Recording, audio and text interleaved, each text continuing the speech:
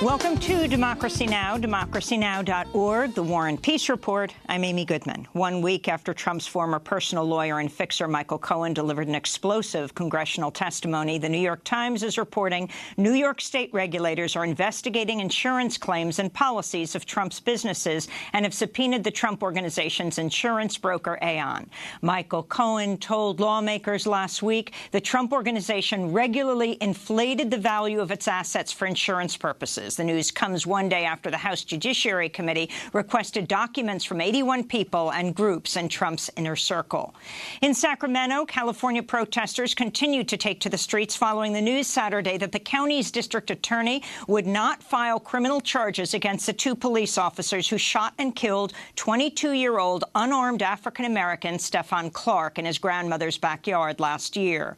On Monday night, police arrested 84 protesters, including local religious leaders. Tanya Faison, founder of the local Black Lives Matter chapter, said there was heavy police presence prior to the crackdown, which she attributed to the demonstration taking place in a wealthy neighborhood.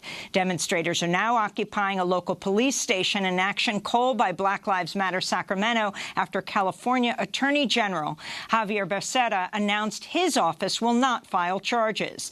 The Justice Department, along with the U.S. Attorney's Office and the FBI, said Tuesday it was launching its own investigation into the killing. In Chicago, a police officer filed a whistleblower lawsuit Monday alleging he was directed to falsify a report on the 2017 police shooting of unarmed African-American teenager Ricardo Hayes. Sergeant Isaac Lambert, who investigated the shooting, says he was told by superiors to portray the police officer as a victim and Hayes as an aggressor. He was demoted from his position after refusing to alter his report. At the time of the 2017 police shooting, Officer Khalil Muhammad claimed he shot Ricardo Hayes, who court documents say has profound intellectual and developmental disabilities, after an escalated encounter where Hayes appeared to be pulling out a gun. But footage of the events that was later released instead showed Officer Muhammad chasing after the teen in his car before shooting directly at him. House Speaker Nancy Pelosi told reporters Tuesday a resolution condemning anti-Semitism will now also condemn anti-Muslim bias. The resolution is seen as a direct rebuke of recent comments by Minnesota Congressmember Ilhan Omar questioning the U.S. relationship with Israel, even though the draft resolution does not explicitly name the freshman congressmember. The resolution was announced after comments by Omar at an event last week in which she called out the, quote, political influence in this country that says it's okay for people to push for allegiance to a foreign country, referring to Israel. Omar has repeatedly condemned anti-Semitism. Prior to Pelosi's statement, New York Congressmember Alexandria Ocasio-Cortez posted a flurry of tweets Monday and Tuesday accusing Omar's critics of using a double standard. Alexandria Ocasio-Cortez tweeted, quote, incidents like these do beg the question, where are the resolutions against homophobic statements, for anti-blackness, for xenophobia, for a member saying he'll send Obama home to Kenya? In eastern Alabama, search and rescue teams have recovered and identified 23 bodies following Sunday's devastating tornado, the nation's deadliest in 6 years. The 170-mile-an-hour tornado ripped through homes in Lee County, claiming lives from 6 to 93 years old. As of Tuesday, up to 8 people were still reported missing. This is Kathy Carson of the local emergency management agency. This is the worst natural disaster that has ever occurred in Lee County. And we have never, most of us cannot remember anything ever creating this much of a loss of life and injuries in our citizens.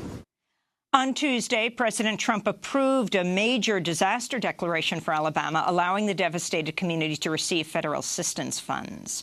In Britain, Labour Party and opposition leader Jeremy Corbyn's renewing calls for the UK to stop selling arms to Israel in light of the recent UN inquiry that found that Israel may have committed war crimes and crimes against humanity in their response to protesters in Gaza since the start of the Great March of Return last March demonstrations.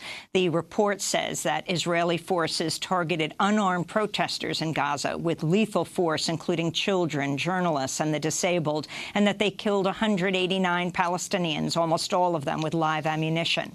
The UK government must unequivocally condemn the killings and freeze arms sales to Israel, Labour leader Corbyn tweeted after the report was published. The Labour Party, which is not currently in power, passed a motion last year calling for an embargo on arms sales to Israel. In Egypt, authorities released award-winning photojournalist Mahmoud Abu Zaid, better known as Shawkan, on Monday after 5 years in prison. Shawkan was arrested while covering a violent crackdown on a 2013 protest in Cairo following the ousting of President Mohamed Morsi. Security forces killed hundreds of protesters at the demonstration. Shawkan was tried and sentenced alongside hundreds of other defendants in a mass trial that was widely condemned by human rights groups. This is Shawkan speaking after his release. The first night is the hardest. You are sleeping in jail. It is a long night. You are kidnapped from your life and forced in a place. It is a long night. Day after day, though, you get used to it. I'm not the first journalist to be arrested or killed, and I will not be the last. This is our job. Back in the United States, the White House rejected a request Tuesday from the House Oversight Committee for documents about the process for granting security clearances. House Oversight Chair Elijah Cummings said last week he would issue a subpoena if the White House failed to comply with the request. Meanwhile, CNN's reporting Trump pressured then-Chief of Staff John Kelly and White House counsel Don McGahn to grant security clearance for his daughter and senior advisor, Ivanka Trump. When they both refused, Trump reportedly granted her the clearance directly. The news comes a week after the New York Times reported President Trump ordered John Kelly to grant his son-in-law and senior advisor Jared Kushner a top-secret security clearance last year, despite the objections of intelligence officials. The Republican-controlled Senate confirmed Allison Jones Rushing, who once interned for a far-right Christian anti-LGBT group, to a lifetime federal judgeship Tuesday. The 37-year-old Trump pick came under fire from Democrats and civil rights groups, namely for her time working as an intern with the Alliance Defending Freedom, which the Southern Poverty Law Center classifies as a hate group that has attempted to recriminalize homosexuality in the U.S. and has defended the sterilization of transgender people. The Senate's expected to vote on more right-wing Trump judicial nominees in the coming days. Banking giant JPMorgan Chase has announced Tuesday it will stop financing private prisons after a sustained grassroots campaign and increasing scrutiny over private prisons' role in jailing immigrants. JPMorgan Chase will stop lending to Geo Group and Core Civic. Around 75% of immigrants in ICE custody are in privately run facilities.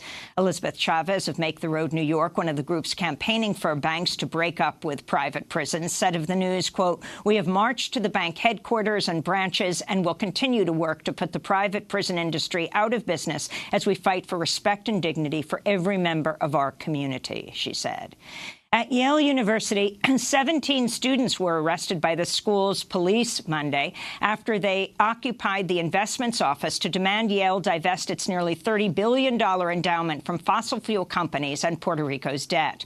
The student activists say climate change worsens economic inequality and that in the case of Puerto Rico, vulture funds holding the island's debt are demanding repayment as many are still reeling from Hurricane Maria. And in Massachusetts, students at Hampshire College have been staging a weeks-long sit-in in the president's office, protesting what they fear may be the future shuttering of Hampshire College. In January, the president of Hampshire College announced they would seek to merge the school with a strategic partner before laying off staff in the following weeks and announcing it would not be admitting a new class of freshmen in the fall. This is a Hampshire College student with the group Hamp Rise Up, which has been organizing the protests. We're fighting for transparency, better representation, and an educational system that listens to us and actually serves our best interests. It's really tragic, the fact that schools like this are closing down so rapidly. And now that we're here in the midst of this movement, I realize how important education is and how essential it is for these places to exist. And those are some of the headlines. This is Democracy Now!, democracynow.org, The War and Peace Report. I'm Amy Goodman. And I'm Juan Gonzalez. Welcome to all of our listeners and viewers across the country and around the world.